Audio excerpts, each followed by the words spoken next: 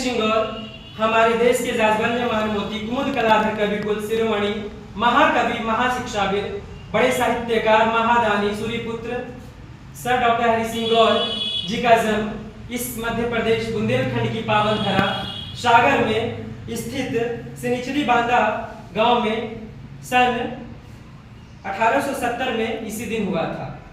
Sir doctor Hari Singh गौर एक सामान्य परिवार से थे। वो बहुत धनी नहीं थे। उनके पिता पेशे से कारपेंटर थे। उन्होंने अपने मेहनत के बलबूते पर जो भी आज मुकाम हासिल की है वो किए हैं। उनकी प्रारंभिक जो पढ़ाई थी कटरा के ही हिंदी भाषी स्कूल से हुई और आगे की इंटरमीडिएट की पढ़ाई के लिए वे जबलपुर चले गए और उन्होंने अपनी काबिलियत से छात्रवृत्तियां प्राप्त की और आगे की पढ़ाई के लिए कैम्ब्रिज लंदन गए और 1892 में वे कैम्ब्रिज से अपने देश भारत लौटे। वहां से लौटने के बाद उन्होंने भारत की एक परिकल्पना की, क्योंकि जिस क्षेत्र में वो जन्मे थे सागर में, वहां उन्होंने शिक्षा की स्थिति एकदम डमाडोल देखा। इतनी भयावह स्थिति थी कि लोगों को पढ़ने का मौका नहीं था। यहाँ उच्च नीच जाति को लेकर बहुत असमानताएं फैली हुई थी। ये एक राजपूत परिवार से थे तो इन्हें थोड़ा पढ़ने का मौका भी मिला। लेकिन आज भी आप समाज में देख रहे होंगे कि कई सारे ऐसे वंचित समाज हैं जिन्हें पढ़ने का मौका आज भी नहीं मिल रहा है। इन्होंने समाज की असमानताओं को दूर करते हुए तथा इस बुंदेलखंड की सागर जैसे पावन धरा पर एक विश्वविद्यालय की परिकल्पना की। उन्होंने अपने वकालत की पढ़ाई 1893 में शुरू की।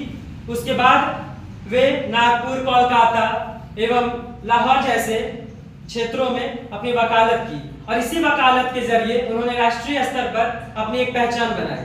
सर डॉक्टर हरि सिंह गौर दिल्ली विश्वविद्यालय के प्रथम कुलपति भी रहे। उसके बाद उन्होंने जब सागर में आए तो सहायक कमिश्नर के रूप में कार्यरत भी रहे। कुछ समय उन्होंने राजनीति को भी दिया, क्योंकि उनके मन में था कि अगर हम देश की स्थिति या अपने सागर शहर में शिक्षा की स्थिति को सुधारना चाहते हैं तो उसके लिए राजनीति में प्रवेश करना बहुत जरूरी है।